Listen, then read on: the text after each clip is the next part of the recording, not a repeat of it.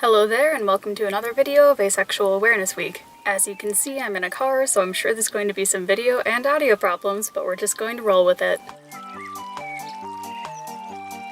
One of the biggest misconceptions I think people have about asexuality is its relationship to sex, which is non-existent. That is to say, just because you know someone's asexual doesn't mean you know anything about how they feel about sex. It's reasonable to assume that asexual would mean without sex, but since we're using asexuality as a sexual orientation, it has nothing to do with what people actually do. When we use the word asexual to talk about a sexual orientation, it's just the same as heterosexual or homosexual or pan or bisexual. All of those prefixes also have other meanings in different contexts. Like if you say asexual means no sex, does bisexual mean you only have sex twice? Like, no. Sexual orientation is just about who you're attracted to.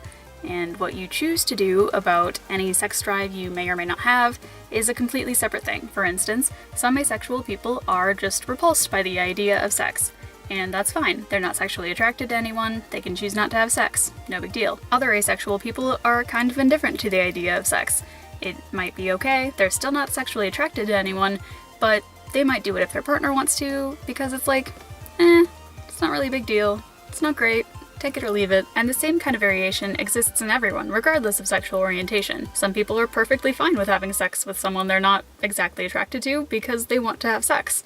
And other people are like, why would I ever have sex with someone I'm not attracted to? Both are fine, I'm not judging. Speaking of, asexual people aren't inherently sex negative. In fact, a lot of us are sex positive. Just because we might not want to have sex ourselves doesn't mean we judge others who do. Another part of this that a lot of people find confusing is that asexual people can still have a sex drive. Sexual orientation and sex drive are two completely separate things. Obviously, if you're asexual, you're not sexually attracted to anyone, but you might have what is called an undirected sex drive. I feel like I should clarify, I don't personally experience this, so I don't actually know what this feels like, but I've talked to other people who do. So for some asexuals who have a sex drive, it isn't necessarily that they want to have sex with other people because they're still not attracted to other people.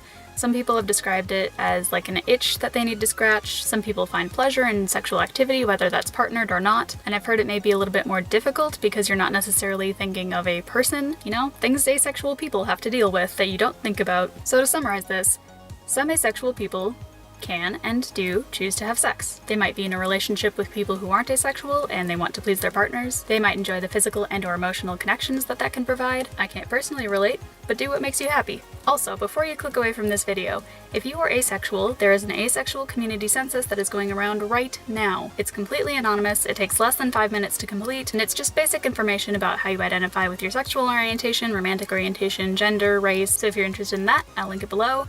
And we'll be able to get more data on who we are as an asexual community, which is pretty cool, if you're like me and you like math.